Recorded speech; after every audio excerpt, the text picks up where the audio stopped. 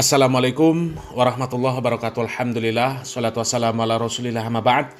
Kaum muslimin yang dirahmati Allah subhanahu wa ta'ala, kali ini kita akan mengangkat sebuah video dari seorang Habib yang mencak-mencak, Habib yang marah-marah ketika nasab para habaib Ba'alawi itu banyak yang mengkritik, banyak yang tidak percaya, banyak yang mengatakan bahwasanya nasab para habaib Ba'alawi itu batal, tidak menyambung kepada Nabi Muhammad SAW. Dan di dalam video ini kaum muslimin, Habib ini bukan cuma marah, tapi mengancam orang-orang yang mengkritik, orang-orang yang tidak percaya, orang-orang yang membatalkan nasab para habaib Ba'alawi. Sampai-sampai dia memprovokasi jamaahnya. Jadi nanti kalau ketemu dengan orang-orang yang mengkritik nasab Ba'alawi, ya, ini siap untuk melakukan shock terapi tegangan tinggi. Yang jelas persekusilah kaum muslimin, ya, karena sudah pernah terjadi. Kemarin anggota Banser dan kiainya dipersekusi sama Muhyiddin Habib, ya. Tapi sebelum kita membahas lebih lanjut kaum muslimin, ya, kita disclaimer dulu, kita tidak memihak manapun, tidak memihak para habaib Ba'alawi dan juga tidak memihak kepada orang-orang yang membatalkan nasab para habib Ba'alawi. Ya, kita tengah-tengah, kita hanya melihat, kita hanya menonton keributan mereka saja. Ya, karena dari keributan mereka ini banyak sekali pelajaran yang bisa kita ambil kaum muslimin. Dan sangat terlihat, ya, dua kubu yang berpolemik ini kaum muslimin, semuanya nggak ada yang benar. Ya, semuanya cuma membangga-banggakan nasab. Demi nasab mereka rela berperang sesama saudara muslim. Ini konyol kaum muslimin, ya. Apalagi Habib ini kaum muslimin. Dengan cara dia marah-marah seperti ini bukan membuat orang akan bersimpati kepada mereka. Justru orang itu akan semakin jijik melihat mereka yang seperti ini kaum muslimin. Ya, hanya demi nasab mereka sampai rela mengancam-ngancam, bahkan sampai terjadi penyerangan. Ya, ini kan keterlaluan kaum muslimin. Hanya polemik nasab saja sebenarnya kaum muslimin, yang nantinya di hadapan Allah Subhanahu wa Ta'ala ini nggak akan ditanya. Jadi nggak ada gunanya membangga-banggakan nasab, ya, membela-bela hanya masalah nasab, kemudian sampai terjadi perang saudara, ya, sesama muslim. Na'udzubillah min dzalik. Ya, coba kita lihat, ini Habib sedang marah-marah dan juga mengancam orang-orang yang membatalkan nasab para Habib Ba'alawi kaum muslimin, ya. Kita simak videonya. Tapi pada saat dia mengatakan Alawi Jahannam, Alawin Jahannam, tunggu. Suatu saat kalian akan bertemu dengan saya nanti. Saya akan kasih shock terapi tegangan tinggi terhadap kalian nanti. Saya ingatkan kepada para santri, baik yang ada di Jember, atau yang ada di Banyuwangi, atau yang ada di Lumajang, atau yang ada di Probolinggo, atau yang ada di Pasuruan, atau yang ada di Madura, atau yang ada di Surabaya, para santri, jikalau ada kelompok-kelompok iman, kelompok-kelompok pencaci maki Sada Alawin ini, pertama laporkan dulu kepada aparat kepolisian. Tapi kalau kepolisian tenang-tenang saja, polisinya tidak mau menggerak, polisinya malah memberikan fasilitas, umpamanya kita akan kasih shock terapi mereka dengan tegangan tinggi, sebagaimana kita kasih shock terapi terhadap orang-orang Syiah. Tuh kaum muslimin, ya, kelakuan Habib yang seperti ini kaum muslimin nggak akan membuat orang yang akalnya sehat dan waras simpati kepada Habib yang seperti ini kaum muslimin. Nggak akan, ya, justru mereka akan semakin jijik kaum muslimin. Coba, ya, ini mengajak kaum muslimin untuk melanggar hukum, ya. Indonesia kan negara hukum kaum muslimin, ya. Kalau seandainya, ya, mereka merasa terzolimi, ya, mereka lapor kepada pihak yang berwajib, ya sudah, percayakan saja sama pihak yang berwajib, ya. Perkara mereka menangani laporan itu seperti apa, ya sudah, terserah mereka. Mereka lebih tahu bagaimana cara mengatasi polemik antara Habib Ba'alawi dan juga orang-orang yang membatalkan nasab Habib Ba'alawi. Kalau kemudian mengajak jamaahnya untuk turun, untuk mempersekusi orang, itu kan sudah mengajak jamaahnya untuk main hakim sendiri. Itu jelas melanggar hukum, ya. Yang seperti ini nggak pantas jadi panutan kaum muslimin. Ya, orang yang mengajak melanggar hukum itu nggak pantas jadi panutan. terang-terangan dia mengajak jamaahnya untuk melanggar hukum, ya. Jadi kelakuan yang seperti ini tidak akan membuat orang yang akalnya sehat dan waras simpati, nggak akan. Ya, yang simpati dengan Habib-Habib yang seperti ini hanyalah orang-orang bodoh yang mereka itu hanya ta'asub, ya, hanya fanatik, hanya cinta buta kepada orang-orang yang katanya mereka adalah dzurriat Nabi Muhammad SAW. Tapi akhlaknya, akidahnya, ibadahnya jauh dari mencontoh Nabi Muhammad SAW. Ya, coba kita lanjut videonya kaum muslimin. Kita akan kasih shock terapi terhadap mereka. Tunggu waktunya. Kalau Syiah kita bisa sikat, kita bisa bumi hanguskan. Apalagi kelompok-kelompok Dajjal Imat ini. Kira-kira dibiarkan atau dilawan? Itu artinya mencaci maki para guru-guru kita, para kiai-kiai kita, menyalahkan nasab-nasab sanad keguruan para kiai kita. Sampai berani-beraninya mengatakan alawi jahannam, nasab kalian palsu, biadab. Ada apa sebetulnya? Kenapa kalian benci kepada para habaib? Apa salah mereka sada alamin?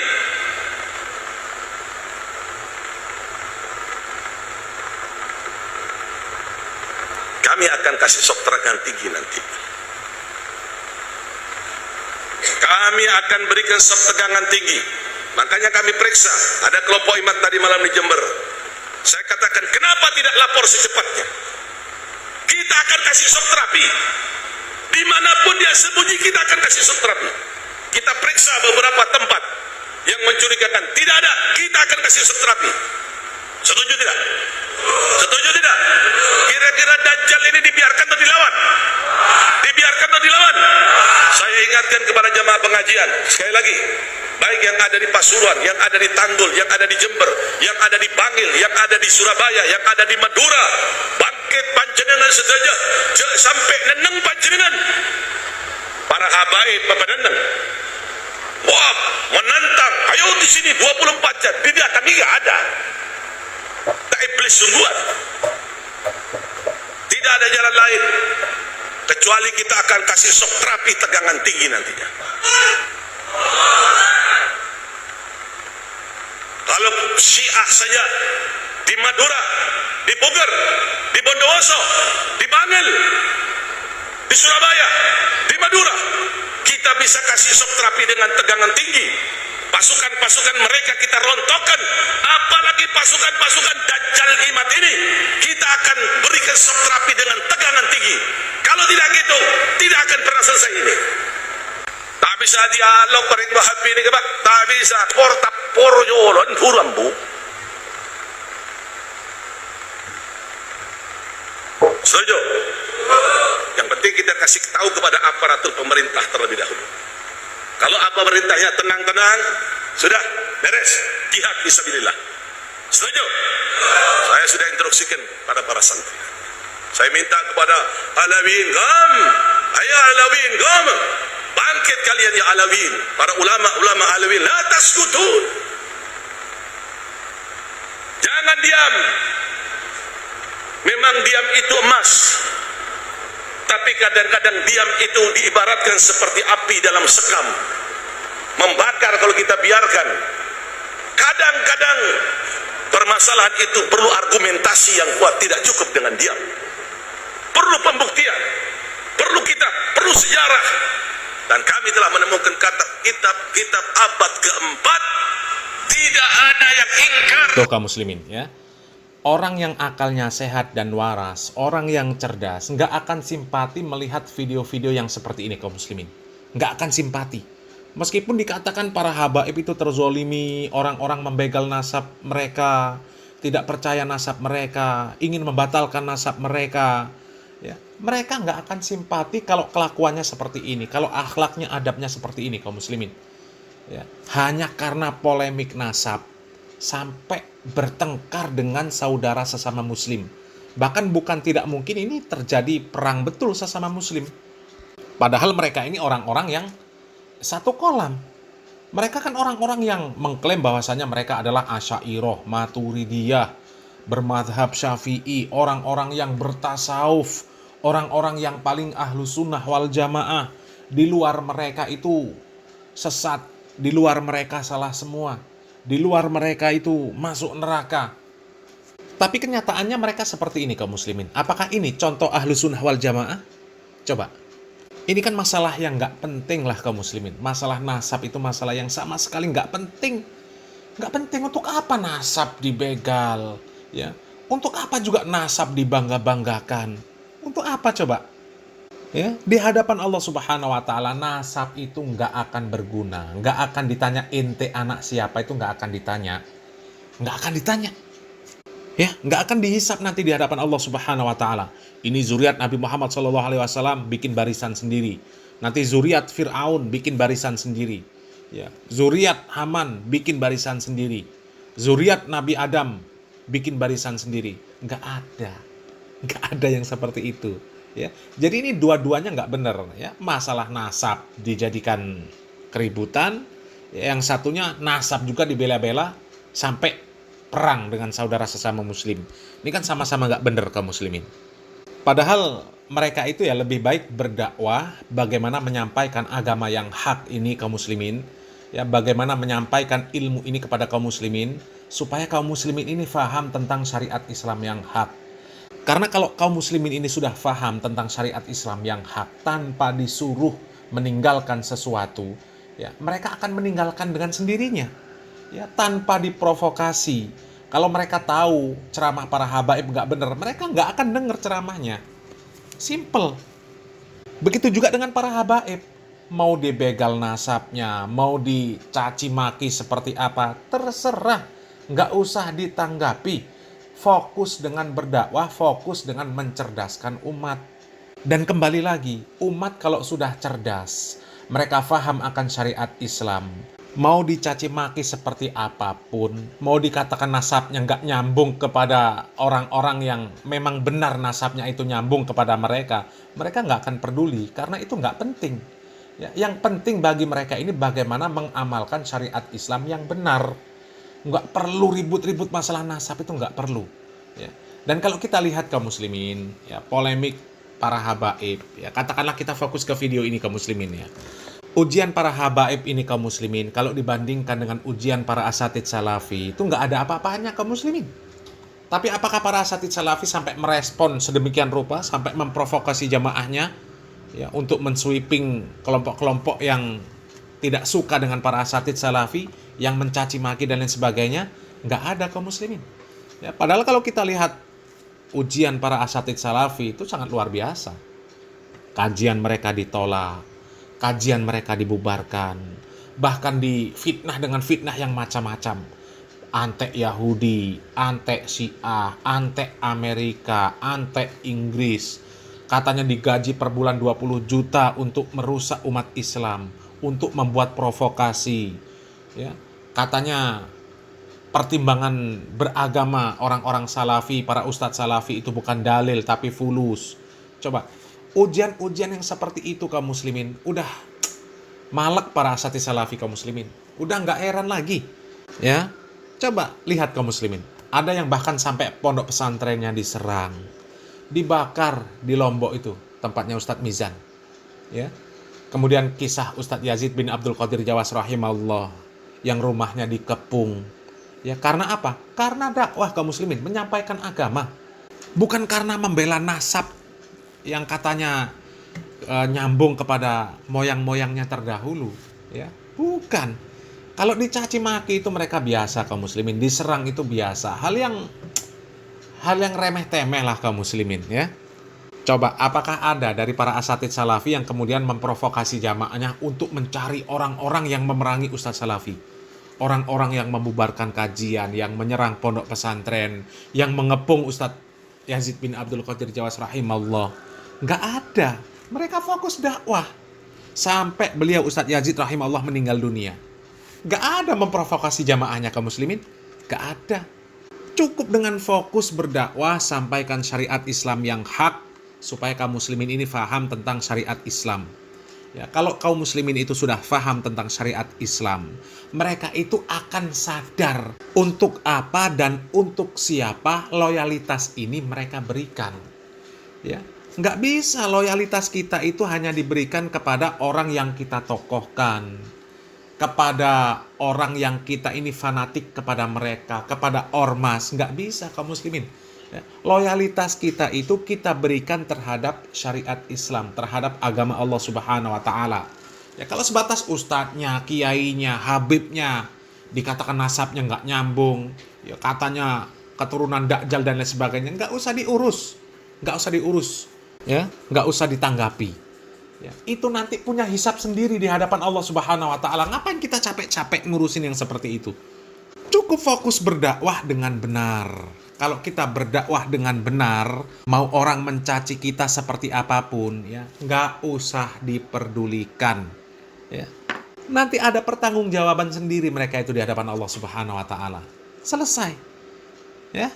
Dan seharusnya para habaib itu ketika dikritik, ya, harusnya itu menjadi bahan untuk introspeksi diri. Apakah dakwah mereka selama ini, ya, dakwah para habaib, apakah benar, apa tidak? Ya. Kalau ternyata dakwahnya memang menyelisihi dakwahnya Nabi Muhammad SAW, ya perbaiki, nggak usah mencak-mencak. Ya. Kalau kita lihat kan memang para habaib dakwahnya itu ya kebanyakan dawir, ya, cerita-cerita khurafat, cerita-cerita wali, ya, mengagung-agungkan nasab, seolah-olah dengan nasab itu sudah menjadi orang yang paling mulia, pasti masuk surga. Sementara yang nasabnya tidak sama dengan mereka, ini nggak ada jaminan surga dan lain sebagainya. Ya, coba ini, si Muhdor ini, kan pernah cerita dia, ada habib yang mengatakan mampu memadamkan api neraka dengan jari kelingking. Ini apa-apaan dakwah seperti itu? Ya. Orang Nabi Muhammad SAW, para sahabat, nggak ada yang pernah mengklaim seperti itu, nggak pernah. Justru yang ada para sahabat itu takut mereka masuk neraka. Takut para sahabat. Yang jelas-jelas mereka ini sudah dijamin oleh Allah Subhanahu wa Ta'ala surga. Ya. Allah Subhanahu wa Ta'ala jelas-jelas mengatakan di dalam Al-Quran, radhiyallahu anhum wa radu'an. Mereka ridho kepada Allah dan Allah ridho kepada mereka. Tapi mereka nggak ada yang dengan pedenya, aku mampu memadamkan api neraka. Seandainya tidak malu kepada Allah, akan aku padamkan api neraka. Nggak ada. Ya, belum lagi dongengan-dongengan para habaib itu luar biasa. Ya, begitu banyak. Ya, kenapa para habaib nggak mengajarkan bagaimana akidah yang benar? Ya, bagaimana sholat yang benar? Bagaimana Rasulullah SAW berziarah kubur? Ya. Cukup mengajarkan itu sebenarnya kaum muslimin. Bagaimana akidah yang benar, bagaimana beribadah sesuai dengan contoh dan perintah dari Nabi Muhammad SAW. Sudah selesai, simple. Ya. Kalau ada orang yang mencaci maki, orang yang ribut masalah nasab, nggak usah diurus. Ya. Begitu juga dengan kelompok-kelompok yang mereka tidak pro dengan nasab para Habib Ba'alawi. Ya, nggak perlu ribut-ribut masalah nasab, itu nggak perlu. Ya. Cukup fokus berdakwah, ya, gencarkan dakwah di masyarakat, bagaimana cara kita beragama yang benar, bagaimana akidah yang benar, bagaimana muamalah yang benar. Kalau mereka sudah faham tentang syariat Islam yang benar, mereka ini dengan sendirinya akan meninggalkan para habaib, nggak perlu diprovokasi, nggak perlu. Ya, contoh para asatidz salafi, nggak pernah para asatidz salafi itu mempermasalahkan sekedar nasab, ya, nggak pernah kaum muslimin. Mereka fokus berdakwah bagaimana mencerdaskan umat Islam ini, bagaimana agar umat Islam ini berilmu, faham terhadap syariat Islam, faham terhadap agamanya. Masalah mereka mau disebut sesat, mau disebut anti Yahudi, anti Inggris, anti Syiah, ya, katanya mereka itu digaji 20 juta per bulan untuk memprovokasi, untuk memecah belah umat. Itu nggak usah diperdulikan, nggak ngurus, ya. Tapi kalau seandainya para asatidz salafi ini tindakannya seperti Pak Muhdor ini, ditinggal jamaah Ustadz Salafi, yakin kaum muslimin. Kalau mereka mencak-mencak, ya, marah-marah ketika disebut Wahabi, disebut anti Yahudi, anti Inggris, ketika pondok pesantrennya diserang, kemudian mereka melakukan serangan balik, mereka memprovokasi jamaahnya, yakin kaum muslimin ditinggal sama jamaahnya. nggak akan mungkin diikuti dakwah yang seperti itu, ya. Tapi karena akhlak mereka baik, ya, ketika mereka diserang, dicaci maki, mereka nggak peduli, mereka fokus berdakwah. Mereka mengatakan kepada jamaahnya, sabar, ini hanya ujian kecil, ujian kecil. Kalau dibandingkan dengan ujian para nabi, nggak ada apa-apanya. Kita fokus terus berdakwah. Ya. Kita nggak diterima di satu tempat, ada tempat lain yang menerima. Ya, jadi nggak bingung kaum muslimin.